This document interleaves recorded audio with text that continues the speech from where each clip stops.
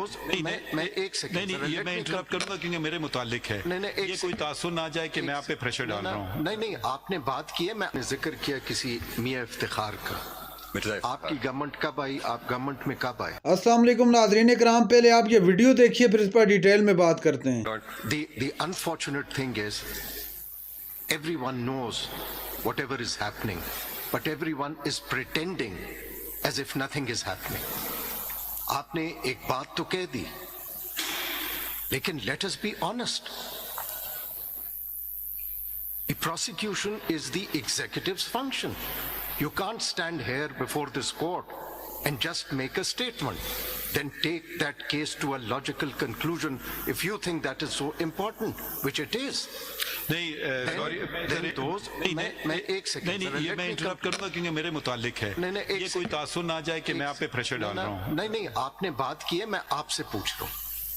مائی lord میں نے دو باتیں کہی ہیں. ایک سیکنڈ جی آپ کریں. آئدر آپ پہلے پتہ کر کے آتے, have you taken it to a logical conclusion? کیا آپ نے امینڈ کیے ہیں? Then you should have made the statement here. My lord, میں نے ایک اور اسٹیٹمنٹ بھی دی تھی. نہیں, میں نے ایک اور اسٹیٹمنٹ بھی دی تھی, اب آپ میری بھی سن لیں گے. میں نے ایک اور اسٹیٹمنٹ بھی دی تھی. میں نے کہا تھا کہ یہاں پہ بھی پھر کنٹیمپٹ پروسیڈنگز پڑی ہوئی ہیں, اس پہ پھر کیا ہوا. میں نے یہ دونوں باتیں کہی. میں نے کہا کہ اس پہ اٹارنی جنرل پہلے آپ اپنے ایگزیکٹو کا this what you are saying, you have rightly said that there was political engineering till some time, and probably the perception is that this court was also involved.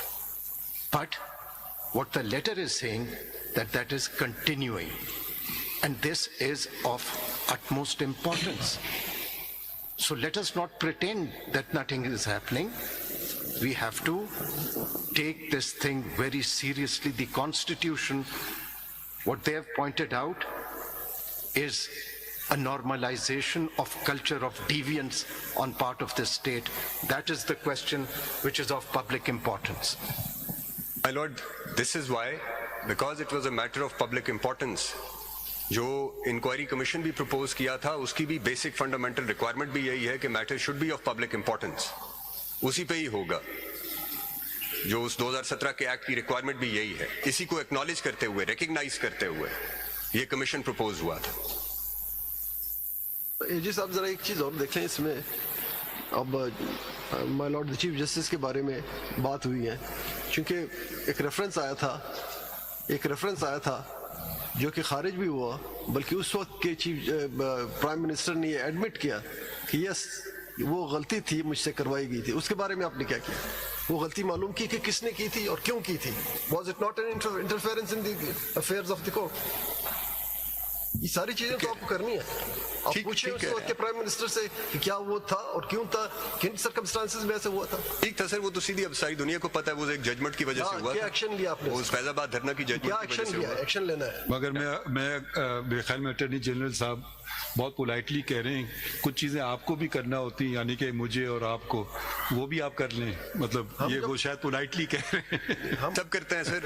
اب میرا case کو ذرا چھوڑ دیجیے. مائی لارڈ نے جیسے کہا ہے کہ آپ سب کرتے ہیں, اور بات ہے اگر انڈیپینڈنس آف جوڈیشری. ہم ایک دوسروں پہ کب تک انگلیاں اٹھائیں گے؟ یہ ملک آپ کا بھی ہے, میرا بھی, اور سب کا ہے.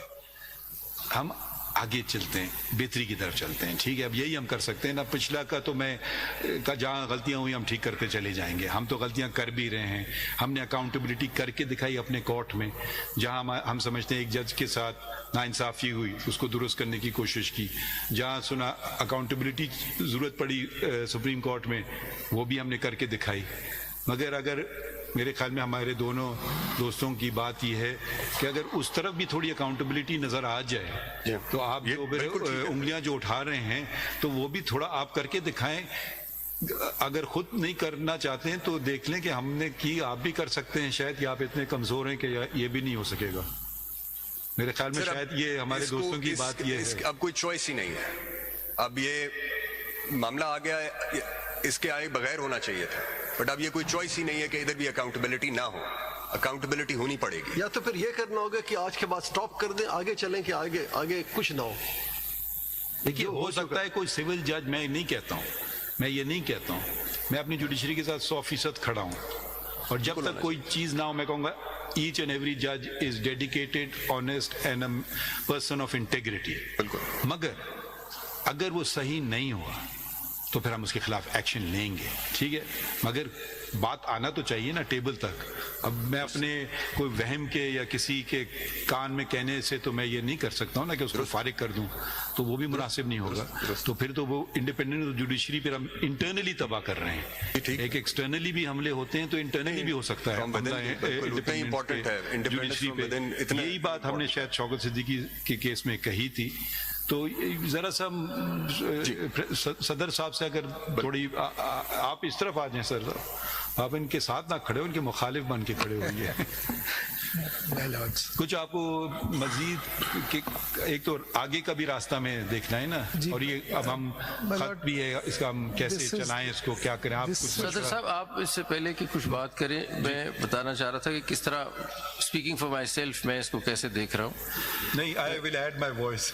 اور میں یہ کہنا چاہ رہا ہوں کہ دیکھیں یہ جیسے عطر صاحب نے بھی کہا کہ تھنگز ہیو بین ہیپننگ، ہم آسٹرچ کی طرح سر زمین میں سینڈ میں نہیں رکھ کے بیٹھ سکتے.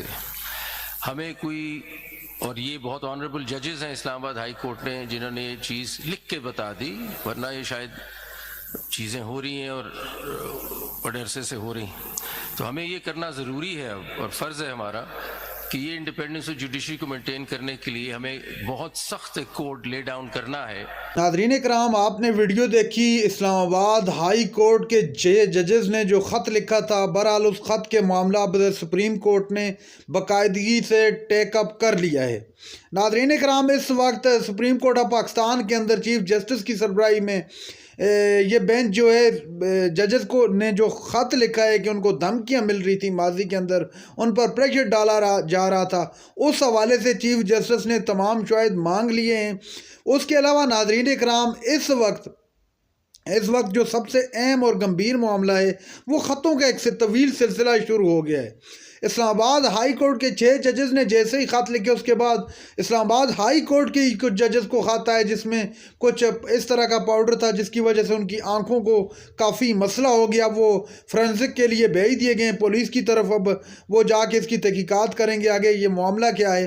اس وقت آج جو سماعت تھی سپریم کورٹ آف پاکستان کے اندر، اس سماعت کے دوران عمران خان کے دور حکومت کا ذکر ہوا، عمران خان کی حکومت کا ذکر ہوا، عمران خان کا ذکر ہوا. اٹارنی جنرل نے بتایا کہ ان کے دور کے اندر کیا کچھ ہوتا رہا، اور خاص طور پر فیض آباد دھرنے کا تذکرہ وہاں پر ہوا.